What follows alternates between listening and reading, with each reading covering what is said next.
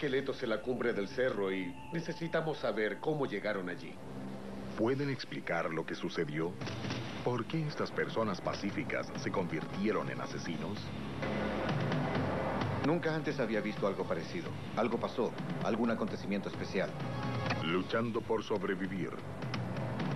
Matando por necesidad. Rogando a sus dioses cuando amenazaba el apocalipsis. Sacrificio. Plaga. Asesinato. Las pistas están en los huesos. Cada momia, una pieza de evidencia.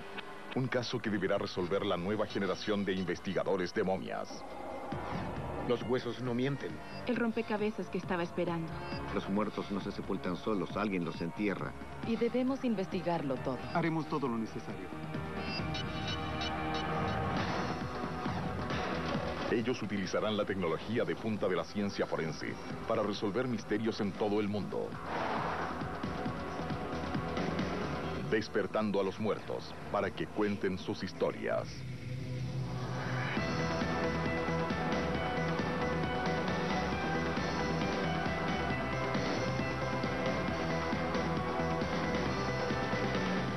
Autopsia de una momia. Perú, América del Sur. Los cuerpos anónimos de 11 adultos y 21 niños. Víctimas de una cruel matanza hace cientos de años. ¿Quiénes eran? ¿Por qué los mataron? ¿Y quién convirtió esta cumbre del cerro en un lugar de matanza? Los investigadores de momias lo averiguarán. Utilizarán microscopía digital, análisis mediante hielo, toda su destreza y experiencia para llegar a la verdad. Una historia de desesperación en una antigua sociedad donde un cambio de clima podría dictar la vida o la muerte. En donde a los iracundos dioses los calmaban con sangre y donde gente pacífica era llevada a una extraordinaria violencia. El doctor John Schultz está resolviendo el caso. Antropólogo forense, John se especializa en determinar las causas de muerte a partir de restos de esqueletos. Me afecta mucho saber cómo murieron y pienso que afecta a la gran mayoría de la gente, pero tengo que hacer mi trabajo. Ken Nystrom es un bioarqueólogo, un experto en antiguos restos humanos, especialista en culturas andinas. Todo lo que sabía era que había un número significativo de niños y que tenían marcas de cortes. 32 homicidios que revelan el miedo en el corazón de una antigua civilización. ¿Qué sucedió en el Cerro Cerrillos?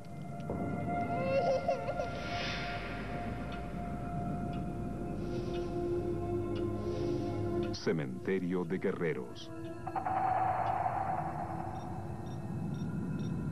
Los investigadores de momias están al norte del Perú. Una región localizada en una delgada franja. Un pedazo de tierra atrapada entre el océano y las altas montañas andinas. Está ensombrecida por la constante amenaza de una sequía abrasadora y devastadoras inundaciones, donde los hermosos campos verdes brotan junto al desierto árido y las tecnologías modernas se encuentran con centenarios rituales místicos. Esta es una tierra de extremos, cercana a la ciudad de Chiclayo, con la más inusitada violencia que Ken Nystrom y John Schultz hayan visto jamás en huesos antiguos. Entonces podemos empezar de inmediato. ¿Quieres el número 3? Seguro, ¿por qué no? ¿Lo tienes? Este es un caso de sacrificio humano. Los investigadores de momias saben que cada una de estas 32 cajas contiene un esqueleto, pero esta es la primera oportunidad que tienen para ver de qué se trata. Sí, es un joven.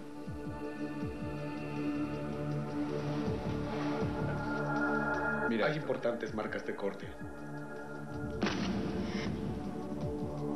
Vaya, justo en el cuello. Justo en la parte frontal del cuello. Aquí.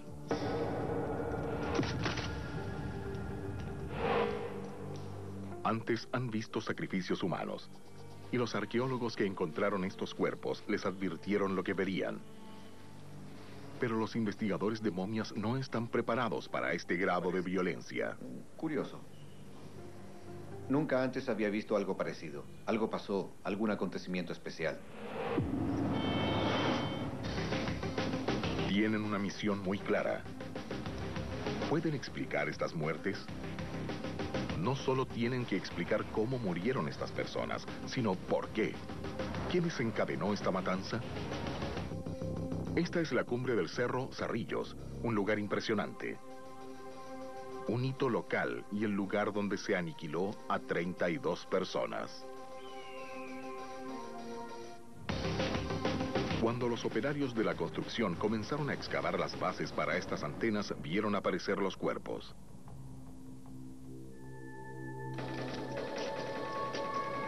Jorge Centurión es el arqueólogo que intervino para preservar los esqueletos. Tiene un conocimiento incomparable sobre la antigua cultura de esta parte del Perú, pero ni siquiera él sabe por qué la gente de Cerro Cerrillos fue tan salvajemente asesinada.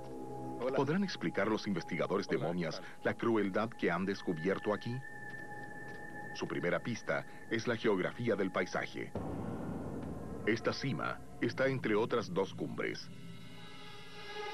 Para Ken, esto es importante.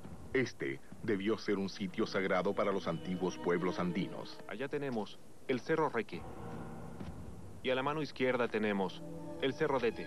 Bien. Sí. Puedes ver la alineación de los tres cerros. Cuando subí a la cumbre vi inmediatamente la relación entre los tres cerros. Hay una simetría en ellos. Están todos en línea recta. Los grandes cerros con formas poco usuales o las rocas grandes tienen un rol importante en la cosmología andina. Es posible que esta alineación haya dado a los cerros mayor importancia. Van de este a oeste. Siguen el paso del sol. Y para los antiguos que vivían aquí, el sol era un dios, una figura paterna. Esta era la primera plataforma. Lo primero que hacen los investigadores de momias es examinar las posiciones en que se encontraron los cuerpos. Jorge Centurión trazó el mapa de cada uno en forma exacta. ¿Podrán Ken y John descubrir alguna pista relacionada con la disposición de los cuerpos? Todos los esqueletos, excepto uno, estaban extendidos, situados de tal modo que iban de este a oeste, de acuerdo al paisaje, siguiendo al sol. Si este es un mensaje, los investigadores de momias necesitan descifrarlo. Lo que destaca en este mapa es que la mayoría de estos entierros están concentrados en este cuadrante nordeste.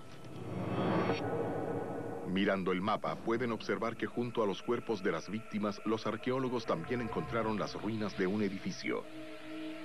Calculan que es de hace 1000 años atrás. Una época en que una cultura misteriosa llamada Sican imperaba en esta región. Los cuerpos yacían en el piso del edificio. ¿Se trataba entonces de algún templo? ¿Y cómo explican estas pistas el salvajismo de estas matanzas? Tratemos de resumir qué es lo que tenemos hasta ahora. 32 individuos. Así es. Los niños y adultos Definitivamente. fueron sacrificados. Eso es algo que está claro. Muchos de ellos fueron mutilados. Es cierto. La interrogante ahora es, ¿por qué? Es posible que el motivo de estos salvajes asesinatos se relacione con el medio ambiente del sitio del entierro. Nuestro sitio es importante en Cerro Cerrillos porque está en la cumbre de un cerro, fundamentalmente en la cima de una montaña. Las montañas controlan el clima. Pueden controlar tu vida y tu destino. Y haciendo sacrificios en la cima puedes controlar un poco ese aspecto de tu vida. Sacrificios hechos para apaciguar a los dioses que vivían en las montañas y controlaban el clima. Pero ¿por qué estas personas? ¿Por qué estas 32 fueron elegidas para morir con increíble crueldad? Es una cuestión de motivo. Los investigadores de momias necesitan saber quiénes eran las víctimas, cómo murieron, cuándo murieron. Y para encontrar las respuestas, deben volver a los cuerpos. Después de siglos de ocurrida la matanza, buscarán el arma asesina. En la jerga médica legal de hoy, todos fueron asesinados. Un método de matanza tan preciso, tan distintivo, que parece que examináramos la obra de un solo individuo. Digan 32 esqueletos antiguos. Todo lo relacionado con estos cuerpos indica un sacrificio humano. Enterrados en una cumbre sagrada, dispuestos para seguir el paso del sol, cerca de las que podrían ser las ruinas de un templo. Pero los investigadores de momias quieren saber el motivo que desencadenó esta matanza. ¿Los huesos pueden contar su historia? El número de muertos implica que los investigadores de momias no pueden realizar un examen forense en cada uno de ellos. Eligen una muestra de 5 esqueletos, 2 adultos, y puesto que la mayoría de los muertos eran niños, 3 pequeños. Como solo tienen los huesos, su misión ahora es reconstituir un cuadro detallado de cómo vivió y murió esta gente. Estamos tratando de identificar cómo mataron a estos individuos y creo que podemos hacerlo. Los 2 adultos primero. Los 2 cuerpos que tenemos aquí parecen hombres. Frente muy amplia, cabezas grandes y observa la mandíbula de este hombre, es inmensa. Sí, pero esta es aún más grande. Esta asemeja la mandíbula de un héroe de historieta. Es como un proceso. Lo vemos y es un esqueleto, es alguien. Y cuando le comenzamos a agregar piezas, la edad, el sexo, algunos aspectos de su vida, adquiere una personalidad a través de este proceso. Todos los huesos son buenos y robustos. Hay marcas de músculos poderosos y fuertes. Es evidente que ambos son hombres. Sí, todo está muy claro. Este parece ser un poco más joven. Algunas de las epífisis de los huesos no han crecido aún. El molar de los 18 años no ha aparecido y pienso que tenía entre 18 y 20 años. Estaban en la flor de la vida. Estos hombres están en excelente estado. Ambos hombres. Ambos jóvenes. Ambos en buen estado. Ambos muertos en la flor de la vida. Estos hombres deben haber sido miembros físicamente aptos para la sociedad. Los hombres que podían trabajar la tierra y que podían defender a la gente. Entonces, ¿por qué sacrificar a quienes la comunidad más necesita? Si estas muertes eran una ofrenda a cambio de ayuda de los dioses, entonces las personas detrás de estas matanzas necesitaban muchísima ayuda. Y tal vez la desesperación está visible en los huesos. Mientras tratan de determinar exactamente cómo murió este hombre, los investigadores de momias están asombrados por la violencia que se utilizó. Hay 2 marcas de corte profundo en la parte inferior de la clavícula. Sí, y aunque vemos algún daño post-mortem, se aprecia claramente en este lado que hay lesiones aquí. Se hicieron 2 profundos cortes en su clavícula izquierda, aproximadamente al momento de morir. Estos golpes no fueron mortales, aunque produjeron mucho derramamiento de sangre. La causa real de la muerte fue una serie de cortes en el cuello. Debieron haber roto completamente su cuello. Lo que vemos aquí es señal de movimiento de un cuchillo en el cuello. Alguien estaba tirando el cuello hacia atrás y cortando. Para llegar tan profundamente ahí, y estos son grandes, por lo menos hay 4 cortes. Sí. La persona que hizo esto estaba segura de lo que hacía. Se necesitó fuerza y determinación. Si imaginamos a estos huesos recubiertos de carne, vemos que estos cuchillos debieron penetrar todo esto para dejar tantas marcas en la clavícula, y entonces el cuadro podría cambiar, todo cambiaría. El asesinato del adulto 1 fue feroz. Pero el adulto 2, ¿cómo encontró la muerte? Estamos buscando especialmente heridas cortantes o marcas de corte en 2 regiones importantes. Aquí en el manubrio y la clavícula, y también en la región del cuello. Las similitudes con el primer cuerpo son asombrosas. El mismo corte extraño en la clavícula. Las mismas cuchilladas que cruzan la garganta.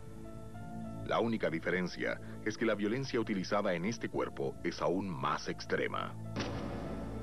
Probablemente 1 o 2 rápidas cuchilladas es todo lo que se requirió para cortar la arteria carótida y la vena yugular, y así se desangrasen, pero hay más factores relacionados con una mutilación. Estas son múltiples cuchilladas, una tras otra, múltiples cuchilladas.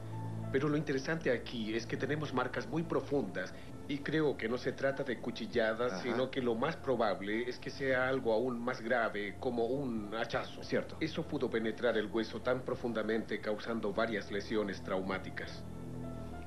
Mientras más comprenden estos escabrosos detalles, más entienden cómo él o los asesinos cumplieron su cometido. Creo que las causaron dos movimientos diferentes. Teníamos más bien una cuchillada donde uno toma el cuchillo y probablemente le atraviesa la garganta, corta todos los tejidos blandos y deja un corte delgado en el hueso. Había también algunas marcas que penetraron en el hueso más profundamente. Debe haber tenido mucha fuerza dirigida directamente con cualquier arma que penetrara el hueso. Por eso pudo haber sido no una cuchillada, sino un hachazo. Un atacante diestro se para detrás de la víctima. Le dobla la cabeza hacia atrás. Le corta la clavícula. Le acuchilla el cuello y lo atraviesa con la hoja. No era necesario tanto ensañamiento para darle muerte. En cuanto vi los cortes que tenía, me di cuenta del daño a los huesos. Es muy inusual porque hay otras formas de matar sin dejar ninguna marca en el hueso. Esta técnica es brutal. Es también muy distintiva. ¿Por qué esa diferencia? ¿Por qué hay tanta evidencia de corte excesivo y brutalidad excesiva? Al ver el número de heridas y el carácter de ellas tan similares en ambos cuerpos, es difícil imaginar que los asesinaron diferentes personas. Estamos viendo a numerosos individuos en la cima de este cerro con fuertes heridas cortantes exactamente en el mismo lugar. Les falta una cosa: el arma asesina. Hasta este momento ya he examinado esta herida cortante y las marcas de esta en los individuos. Y aún necesitamos saber qué pasó. Necesitamos saber qué posibles armas se utilizaron. Creo que esto nos dará una idea de cómo los mataron. Es una parte importante de cualquier investigación de homicidio. Y aquí los investigadores de momias están examinando un cuchillo que pudieron haber usado en esa forma. Los investigadores de momias consultaron al experto en sacrificios andinos, Dr. John Verano. Concuerda con la teoría de que se utilizó una sola arma. Un arma en forma de media luna llamada tumi. El tumi es un arma cortante de los antiguos pueblos andinos. Era el diseño de un cuchillo en forma de media luna que se encontraba en las culturas de esta región. Parecía ser el arma más popular, pero evidentemente también se utilizaba en rituales. ¿Pero dónde buscarán un arma como esa? No pueden buscar en el sitio del entierro, lo han destruido. Todo lo que tienen son los huesos. Si existe alguna señal de esta arma, está en los esqueletos. La forma de los cortes define la marca que deja el arma. Cuando tropieza con una sustancia sólida, dejará sus características distintivas. El tumi corta en forma muy especial. En forma de V, parece muy pequeña para verla a simple vista, pero es posible que una técnica llamada microscopía digital la identifique. Combinando la tecnología del microscopio convencional con el equipo de imagen digital, se logran imágenes muy amplificadas. A menudo se utiliza en modernas investigaciones criminales. Pero, ¿podrán encontrar evidencias en un caso que ha estado archivado durante siglos? Bajo los poderosos lentes se ve un trozo de vértebra del cuello de una de las víctimas y se ven claramente las marcas. Tienen forma de V. ¿Puede la investigación avanzar ahora un paso más?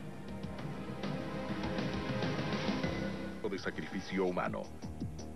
32 cuerpos enterrados en la cumbre de un cerro remoto. Los dos esqueletos que examinaron habían sido masacrados de la misma forma. Muertos con el mismo cuchillo y movimiento que los atravesó del cuello a las vértebras. Los investigadores han identificado la supuesta arma homicida, un cuchillo ceremonial llamado tumi, y han visto su marca distintiva en el hueso. Después de 1000 años del asesinato, un poderoso microscopio digital ofrece la posibilidad de examinar trozos del arma. Queríamos determinar si había algún fragmento de las armas que se habían utilizado para rebanar el hueso. Increíblemente, la evidencia aún se conserva allí. Muchos siglos después de la matanza, todavía se ven fragmentos verdes bajo el microscopio. Son fragmentos de cobre y trozos del arma asesina. Estos fragmentos de la hoja del tumi, junto con las significativas marcas de corte, llevan a John a una conclusión muy clara. Es increíble que se hayan encontrado indicios de cobre incrustados en el hueso de algunas heridas. Esto nos indica que hay evidencias de que se utilizó el cuchillo tumi, porque es la única arma de cobre hecha durante el periodo que pudo ocasionar esa herida. Mientras más saben de estos asesinatos, más creen que hubo una planificación masiva. No es el trabajo de un asesino en serie enloquecido, pero dado el contexto donde se encontraron los sacrificios, es evidente que este suceso fue aceptado públicamente y que pudo haberlo presenciado un gran número de personas. Los cuerpos se enterraron en el piso de un edificio que, según los arqueólogos, se remonta a unos 1000 años. Época en que esta región fue dominada por una sofisticada cultura llamada Sican.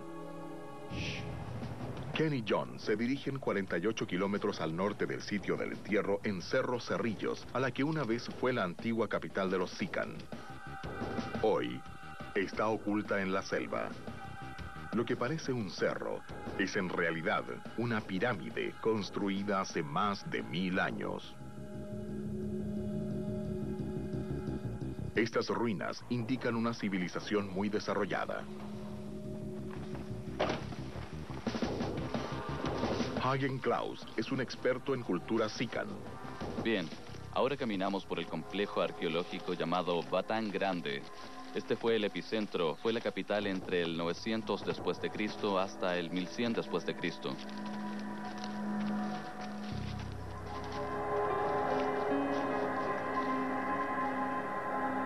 Fuimos a Batán Grande para tener una idea de la cultura, de la gente y del periodo que estábamos tratando de investigar.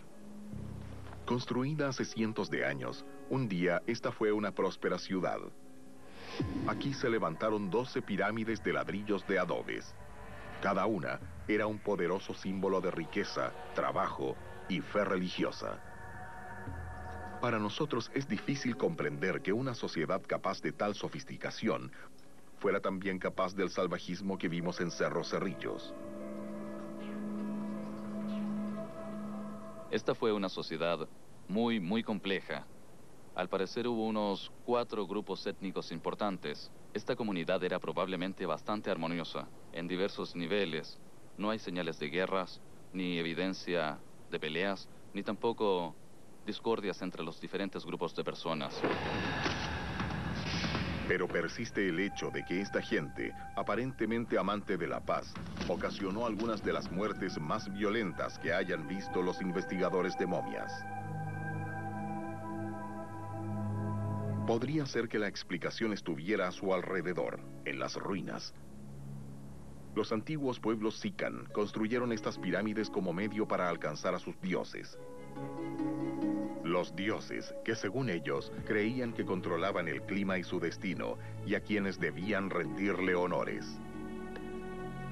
La religión es una manera de proteger el futuro, proteger tu futuro para enfrentarse a lo desconocido. El sacrificio juega un rol importante porque es un regalo. Si doy algo a los dioses, no tendré una plaga de langostas en mis cosechas, no habrá inundaciones en mi aldea. Así esperas algo a cambio cuando das un regalo a alguien. Los pueblos de los Andes son famosos por situarse en lugares inestables. Tienen terremotos, tienen aludes, inundaciones desastrosas. Entonces, es posible esperar que estos peligros amenazantes de sus vidas los llevaran a realizar rituales para proteger a la gente de este tipo de desastres. Esto modifica las estimaciones de los investigadores de momias sobre la matanza en Cerro Cerrillos. ¿Los asesinos pensaban realmente que se estaban protegiendo? ¿Asesinaban a personas como autodefensa? Lo que es evidente es que los intentos de la gente de Batán Grande por mantener a los dioses a su favor no tuvo éxito. Los arqueólogos que trabajaban en este sitio creen haber encontrado indicios de que alrededor del año 1100 después de Cristo, luego de siglos de prosperidad, la ciudad fue destruida por una inundación. Y la prueba que respalda la teoría de los arqueólogos sobre Batán Grande está a cientos de kilómetros de distancia, en los glaciales en lo alto de los Andes. Atrapado en cada pulgada de hielo hay un registro del momento en que se produjo. Significa que los glaciólogos pueden investigar a través del tiempo. Pueden recoger muestras que le indiquen las temperaturas, las lluvias y la humedad que experimentó esa región en un momento determinado. Cuando los glaciólogos examinaron lo que sucedió en el norte del Perú en el año 1100 después de Cristo, encontraron señales de una enorme tormenta, una tormenta que habría sido el fin de Batán Grande. Esto abre a los investigadores de momias un nuevo camino para estudiar la matanza de Cerro Cerrillos. Lo que esperábamos hacer era relacionar el sacrificio en Cerro Cerrillos con un acontecimiento similar del medio ambiente, ver si había conexión entre ambos. Si pueden determinar con exactitud cuándo ocurrió la matanza, podrían identificar el suceso exacto que las desencadenó. El único modo de saberlo es el radiocarbono o la prueba con carbono 14.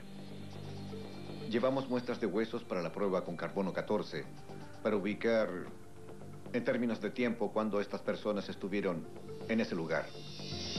El carbono 14 es una partícula radioactiva presente en todos los organismos. Con el tiempo se descompone en una tasa fija.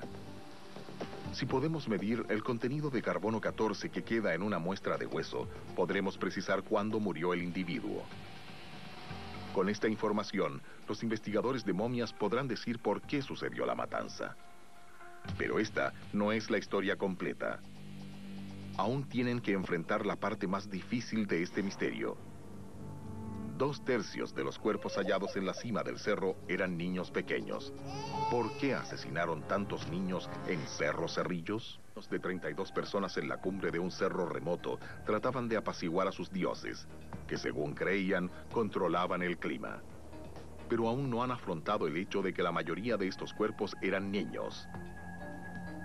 ¿Cuál era su parte en el ritual? Los investigadores de momias examinarán a 2 de los esqueletos infantiles.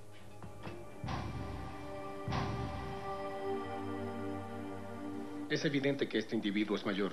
Se Sí. deduce al mirar los huesos largos. Ajá. Demos un vistazo a los dientes. Es una de las Bien. mejores maneras. Tenemos un molar de 6 años que ya ha aparecido. El molar de los 12 años no ha aparecido totalmente. Yo Sí. calculo de 10 a 12 años de Así edad. parece. Este tiene aproximadamente 4 a 6 años de edad. Si nos basamos en los dientes que tiene, es un niño de 4 años.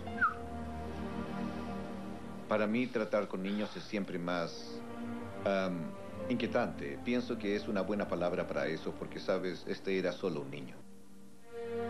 Estos 2 son tan pequeños que es imposible establecer si eran niños o niñas. Y entonces, los investigadores buscan señales de violencia. La historia es demasiado conocida. En estos huesos de aquí encontramos marcas de cortes. Empezamos primero Cierto. con la clavícula. Hay una hendidura superficial. Tenemos un par en uno de los extremos de las costillas, por lo que es la segunda costilla. ¿Se habrá desangrado? Así me Sí, parece. y en esta región habrían cortado a través del tejido blando de la garganta para perforar ahí el hueso. Estos están en la parte de Buena abajo, así observación, que sí. implicaría que la cabeza estaba arqueada hacia atrás.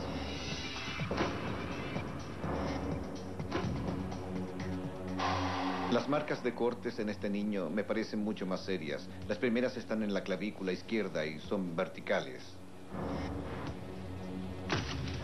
Pero ahora tenemos 3 de ellas y son mucho más profundas. Y las otras, confírmamelo, están justo aquí, en la base de la cabeza, y son muy profundas. Dale Sí, un vistazo. son increíblemente Sí. pronunciadas. Estamos viendo fácilmente 9 o 10 cortes Sí. en el cuello, lo que es excesivo. Es horrible. Sí. Este era un niño de 4 años. ¿Te imaginas hacerle esto a un niño de 4 años? Con el examen físico completo, Ken cree comprender lo que los asesinos trataban de hacer. El desangramiento puede parecer excesivo, pero tal vez era el punto esencial del ritual. ¿Estaban tratando de evitar un desastre natural alimentando la tierra con sangre? Tantos niños pequeños. Sí. ¿Por qué estamos mirando a los niños? Bien, para nuestra sociedad los niños son lo más valioso que poseemos y bueno, porque son tan valiosos, ellos tienen mucho poder.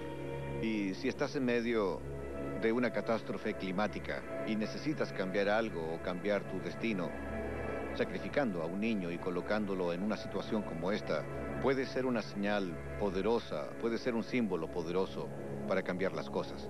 ¿Es el porqué de toda esta masacre? ¿Estás de acuerdo? Así es. Bueno, la sangre en la tradición andina, es decir, el agua que contiene un individuo, cuando muere, se recicla en la tierra, penetra en ella y, de hecho, la cima de la montaña se visualiza y se concibe como la cabeza del cuerpo. Por eso, recuperándola del cuerpo de un ser humano y colocándola de vuelta en el ciclo de fertilidad, vuelve a entrar en la tierra y aparece en forma de cosecha. La teoría de los investigadores de momias es que este feroz episodio de sacrificio fue desatado por un desastre inminente. Pero aún queda una pregunta por responder. ¿Este tipo de asesinato ocurrió en algún lugar cercano? Mientras buscan los motivos que desencadenaron el sacrificio de 32 personas, los arqueólogos sugieren que hay evidencia de 2 sitios de sepulturas similares cerca de la cima del cerro. Si lo que sucedió en Cerro Cerrillos no fue una excepción, entonces los investigadores de momias tendrán que buscar otra explicación para la matanza.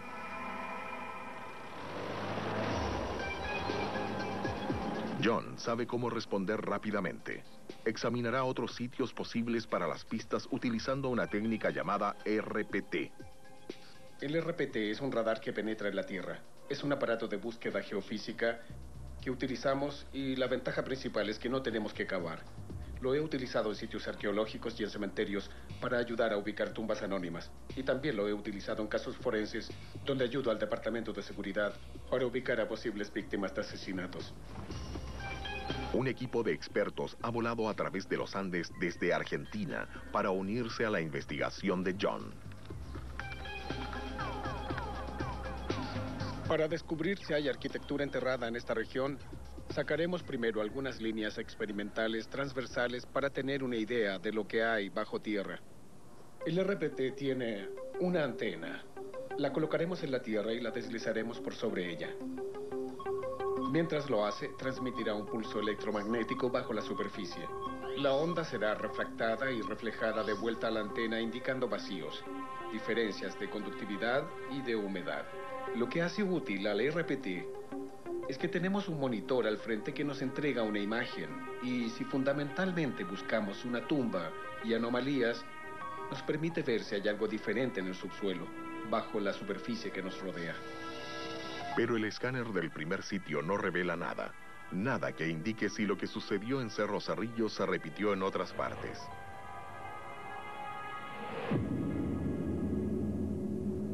El equipo continúa. Han dicho que hay tumbas ocultas en este extraño paisaje. ¿Podría ser otro sitio de matanza? Arrastrar la antena del radar a través de la cumbre es un proceso difícil, pero a fin de obtener resultados precisos, el equipo debe ser cuidadoso.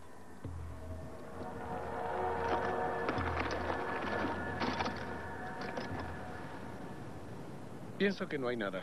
No veo nada. Así es. El movimiento del RPT no revela estructuras ocultas ni tumbas anónimas. Este resultado refuerza la sospecha de John de que lo que ocurrió en Cerro Cerrillos fue excepcional. Ahora debe descubrir cuál fue el suceso que desencadenó esta cruel matanza. De carbono 14 para saber cuándo ocurrió la matanza. Pronto podrán identificar el extraordinario suceso que desencadenó las sangrientas muertes de más de 30 adultos y niños. Pero los investigadores de momias están examinando una pieza de evidencia que parece no encajar. Esto lo cambiará todo. Es el cuerpo 32 de un niño de 2 años. Mientras a todos los habían situado de este a oeste para seguir el paso del sol, este cuerpo fue encontrado en posición sentada flectada. No es la edad del niño lo que les llama la atención, sino que en todos los cuerpos que examinaron había las mismas señales de cortes brutales. Este esqueleto no presenta esas marcas. Este niño no tiene marcas de cortes en la vértebra cervical o en la clavícula, lo que sugiere que aquí hubo un tipo diferente de sacrificio ritual.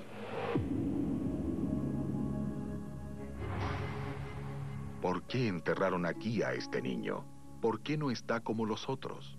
Lo sepultaron levemente distinto. Si le hubieran cortado la garganta, no habría sido un sacrificio. Hay una posibilidad de que este niño haya sido de una cultura diferente, así es que representa una técnica de entierro distinta. Aunque este estilo de entierro es común en los Andes, no es de la misma tradición que los otros 31 entierros en la cumbre del cerro. Por eso, los investigadores de momias necesitan encontrar algo que relacione a esta víctima con las otras. Los huesos no cuentan toda la historia, pero ¿quién ha descubierto otra clase de vínculo? Lo que había junto al niño era incluso más fascinante. Esta es una concha de espondilo que se encuentra en las costas de Ecuador a cientos de kilómetros al norte. Se sabe que las grandes tormentas arrastran a estas conchas cerca del Cerro Cerrillos. La concha enterrada con el niño proporciona otro posible vínculo entre el sacrificio en la cumbre y el clima extremo. Pero lo que hay adentro es más sorprendente. Lo que hay adentro son semillas de natranda. La natranda es un veneno mortal, pero las semillas pueden comprarse en los mercados de brujas del Perú. Solo se venden a los chamanes, sacerdotes que saben cómo manejar sus excepcionales poderes.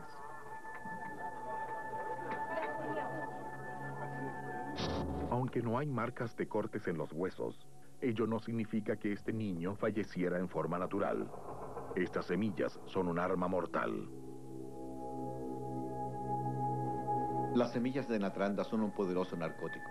Una semilla te puede matar. En verdad, una semilla puede matar a mucha gente. En la actualidad se usan pequeñas cantidades con fines medicinales. No sé mucho de eso, pero lo que es fascinante es que se asocia directamente con el entierro de un niño, lo que sugiere que este asesinato ritual no requería desangramiento, cortes sangrientos en el cuello, ni cortar nada, sino que darle una sola dosis para que se durmiera. Y el niño no despertó nunca más.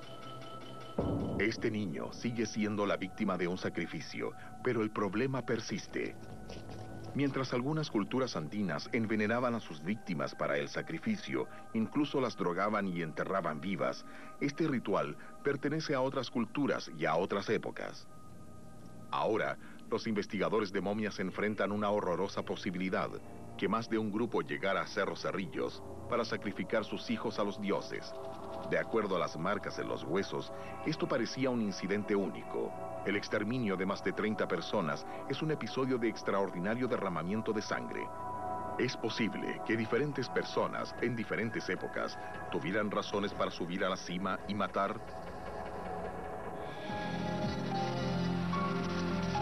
Ya se tienen los resultados de las muestras de 3 esqueletos. El tratamiento dado a la víctima 32, envenenada y enterrada de un modo que sugiere que no pertenecía a la misma familia, alerta a los investigadores de momias que en la cima todo no es como lo creyeron al principio. Pero no están preparados para lo que indicarán los resultados del carbono 14 sobre los asesinatos.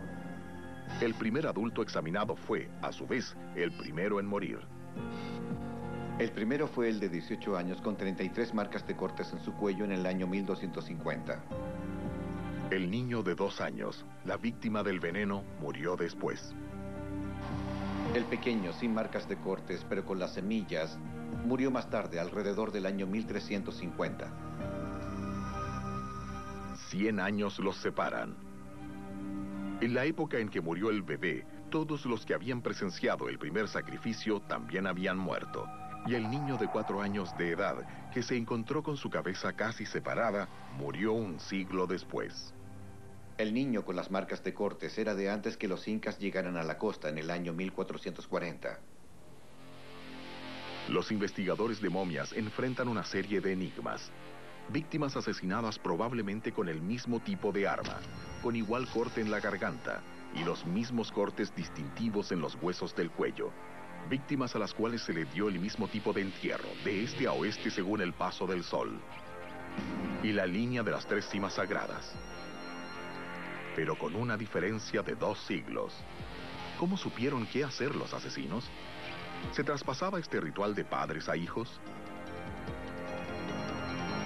Y la pregunta más importante: ¿qué llevó a este grupo humano a resucitar una sangrienta tradición de sus ancestros? una respuesta científica puede estar enterrada en el hielo. Es el mismo procedimiento que identificó la inundación apocalíptica que destruyó a la ciudad de Batán Grande. Utiliza una muestra de hielo obtenido de los antiguos glaciares en lo alto de los Andes. Identificará cualquier vínculo entre lo que sucedió en Cerro Cerrillos y el clima. La teoría detrás de la técnica es aparentemente simple. Se perfora para extraer un trozo de hielo. Se deja derretir y libera burbujas de aire antiguo atrapado en su interior. Se analiza ese aire y se sabe las condiciones atmosféricas de la época en que se congeló. Para obtener esta información, perforas un orificio en un glaciar y al examinar el hielo podrás saber cuánta precipitación hubo ese año en particular, así como el polen, lo que es un indicador del clima. Los glaciólogos han utilizado esta datación por hielo para alcanzar hasta 750.000 años atrás. En este caso, solo hablamos de unos pocos siglos. La información que proporciona es clara.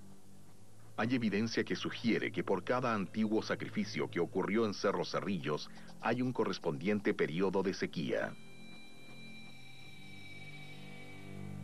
El examen con carbono 14 nos dice que en el cerro hubo 3 ceremonias de sacrificio separadas, y lo que sorprende es que cada una está asociada con un periodo de sequía.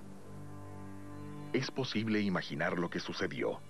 Una generación tras otra se encontró en la misma posición, sobre la cumbre del cerro, donde los fértiles campos verdes tocaban el borde del desierto. Enfrentados a la sequía y a un paso del desastre, lucharon por sobrevivir del modo como sus ancestros les habían enseñado. Esto nos enseña que tenemos el efecto, el resultado, y ahora también tenemos la causa. Tenemos causa y efecto. Y es positivo porque muchas veces no conocemos ambos lados del cuadro. Esencialmente esto se reduce a que sabemos que estos pueblos trataban de comunicarse con sus ancestros, con las deidades que regían el clima, para que les ayudaran a cambiarlo y así también ayudar a la sociedad. Los investigadores de momias han llegado lo más cerca posible de la verdad en las matanzas de Cerro Cerrillos y continúa siendo difícil aceptarlas. 31 personas, 21 de ellas niños, muertos por gente desesperada por hacer lo que creían correcto.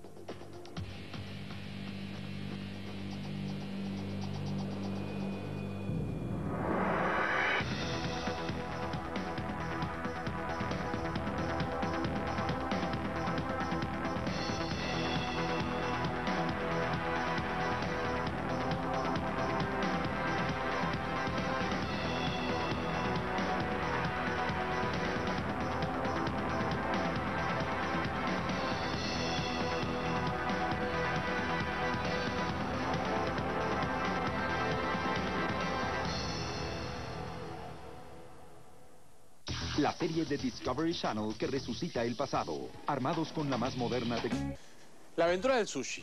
Hemos escogido este